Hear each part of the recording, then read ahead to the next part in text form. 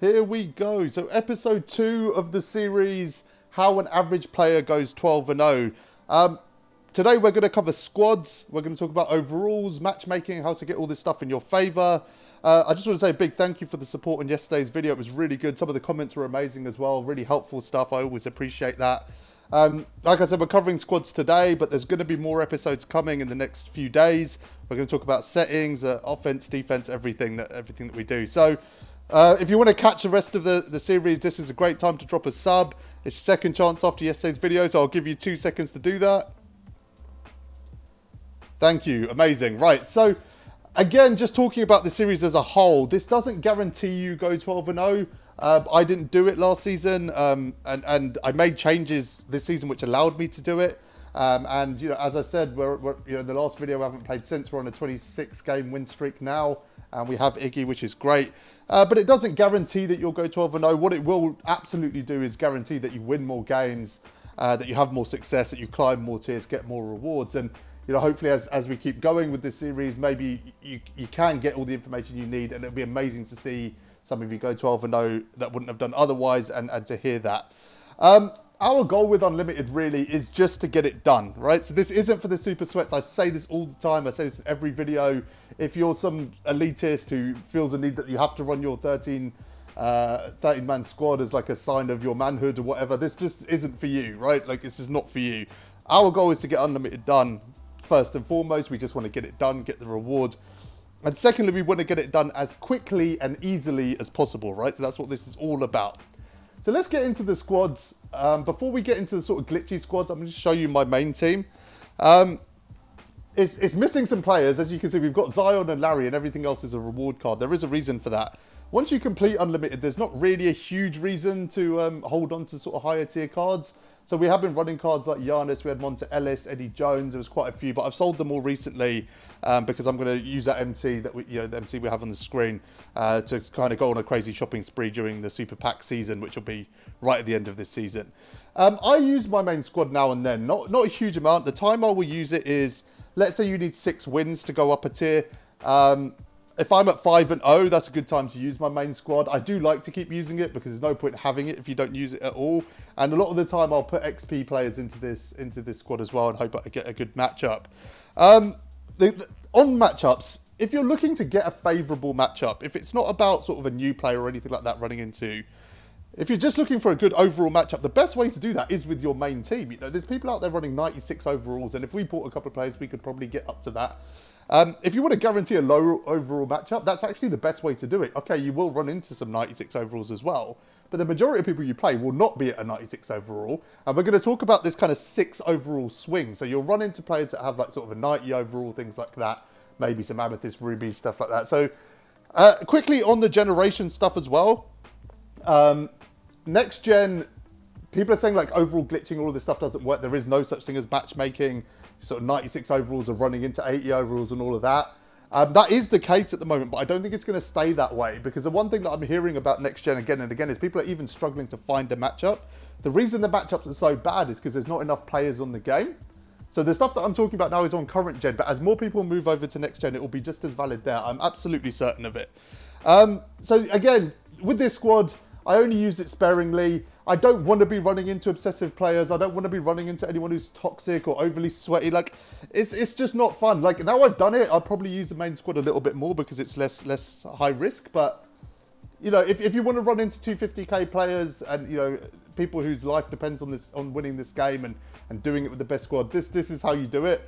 There's not a huge reason to do it, especially if you're going for the reward. So you can see the 3 lineups I've got here. I've got Cheese 2 and Extra Cheese. Cheese 2, not the best name, but it is what it is. I'll explain what those 3 progressions are. So we're going to start with the most common glitch lineup that you will see in my team. Most people run just a straight 5-man. Again, my squad is a bit depleted, but you'll have players like Steph Curry here. You'll have, you know, KD. You'll have Blake Griffin. You'll see these players quite a lot. This is probably the most commonly used overall sort of glitch. But in my opinion, the worst overall glitch in terms of matchups, because when you get into that 6 overall swing, you're talking about running into teams like this. Now, running a 5-man is fine. you know, stamina's not as important as it was last year. You know, I've had quarters, you know, fourth quarters where my players feel even stronger than they did at the start of the game. But if you're running into a 91 overall, which has a strong bench like this, I think there's two issues with it. One, defensively, like a card like Lucas here, he's probably the best defender in the game. Half clamps, heart crusher, intimidate, everything you need.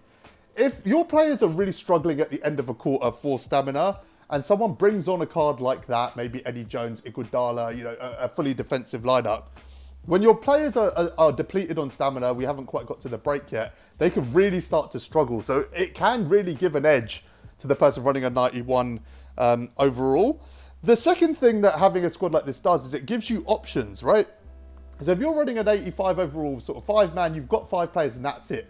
Maybe you can swap a couple of them around in positions. You can swap Cam and Jaylen Brown or whatever.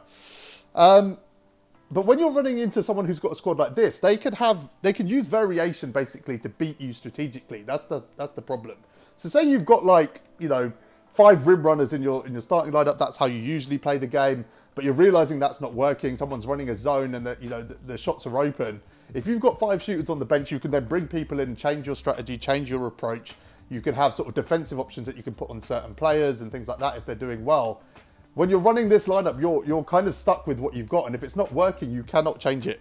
So I really don't recommend an 85 overall. Like you will get matched up against 79, 80, 81 overalls. You will have games that, you know, you'll win quite comfortably. You'll definitely sort of glitch to win in that way. But I think in terms of going 12-0, it's a really tough way of doing it. Arguably more tougher than just using your main squad. So like I said, a lot of people do this. I really don't recommend it. I don't think it's a good idea. So let's get into the second one, which is the 82 overall. Now, this is the one I've used for the last sort of 15 games. I haven't used this exact squad, but it's a good example of an 82 overall. Now, for me, this is the best option at the moment. So again, going into that sort of that swing either way, I'll talk about in a second. It just kind of provides the best matchups, I think, on average.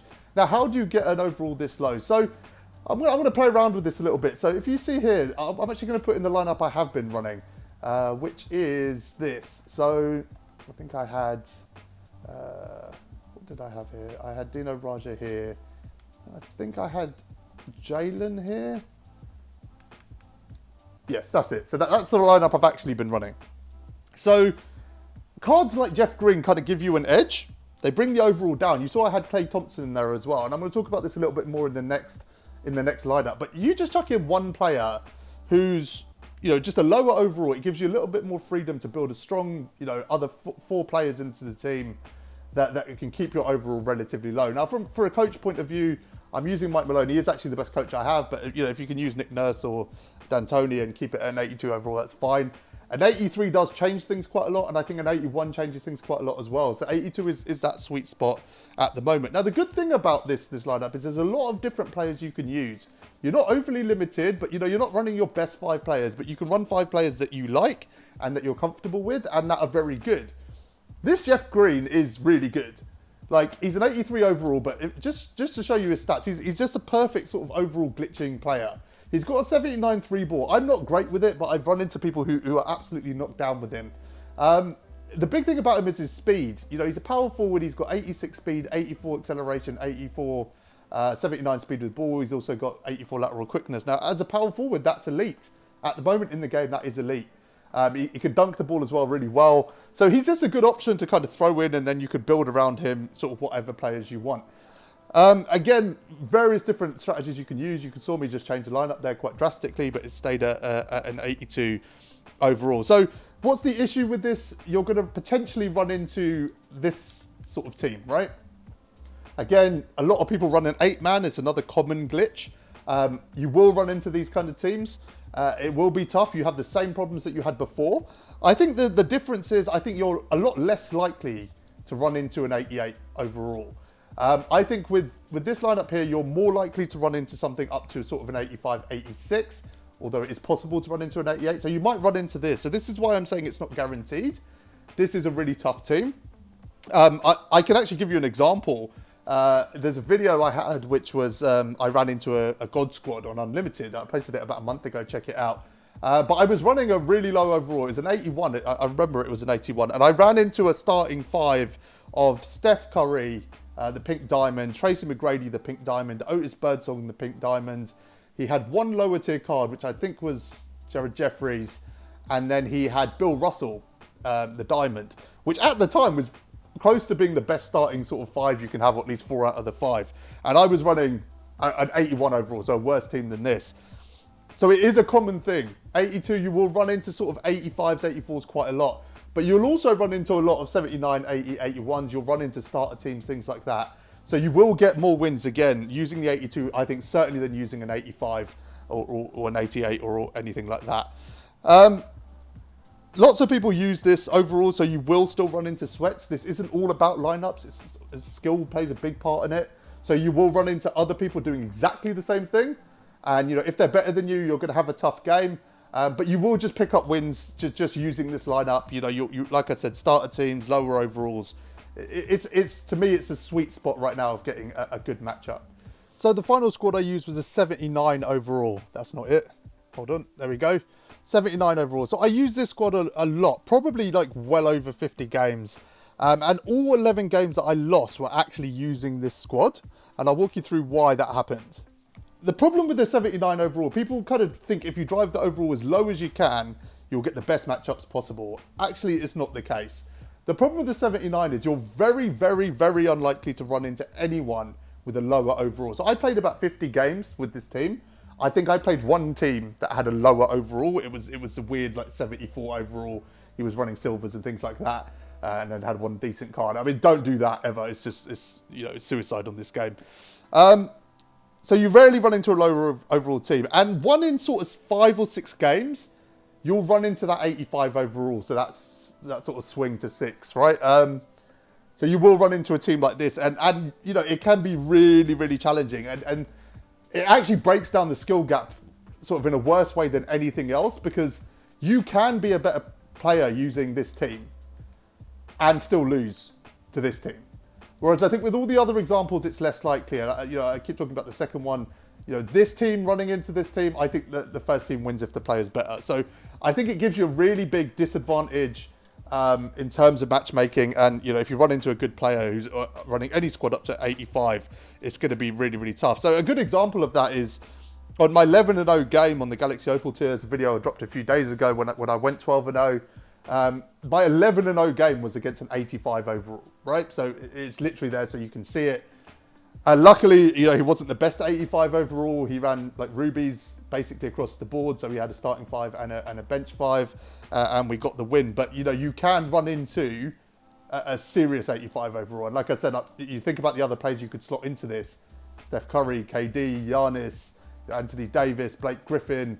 There's so many players that you could put into this and still keep it at an 85 overall. So it's probably the toughest way to do it. And it sort of had the same issue as this squad to an extent.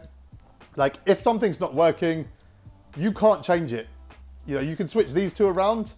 You know, maybe Zion can, you know, guard the power forward. You can change the matchups, and we're going to get into settings in another video. But if you're going to run this team, you need to be really good with this team. That's it. Like, you need to be really good. Like Steve Francis, I'm pretty good with his shot. Clay, I'm really good with his shot. He's another great option of, you know, a glitch card. He's got an 85 free ball, and if you can knock it down, you know, it'll work for you. Zion, for me, like, I've actually upgraded this Zion. You need to be careful with, sort of, I've got a shoe on him. He's got 96 free ball, 98 standing dunk, you know, a few other boosts. If you add a shoe and if you add badges, which I found out the hard way, if you add badges, it will push the overall up as well. People say that it doesn't happen. I assure you that it does. But you need to be confident with all of these cards. Like Jeff Green, I said, like, I'm not that good with his shot. He can often be the weak link in my games. Dino's a great option as well. You know, I'm pretty good with his mid-range as well. So you need to know these players inside out. You need to practice with them. Like, you might not get off to the best start, but the more you use them, the better you'll get at using the sort of being successful with this team. So I want to play around with this 82 lineup a little bit just to show you the various different options that you can use. So this Jaylen Brown, you can see he's quite a heavy sort of overall drain, right? So let's put that Clay into this lineup and then see what we can do to kind of strengthen it across the board. So you've got Steve Francis, you've got Clay. Again, all he's going to do is shoot when you need him to.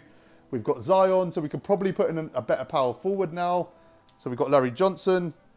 And then we could probably put in a better center as well to get it up to the 81. So all I do is this, I check the overall, you can see they're all at 82. So we could put Mike in. If you had Blake, for example, you could probably drop him in. You know, you could put Curry and Blake at either end and then make the middle three maybe slightly weaker.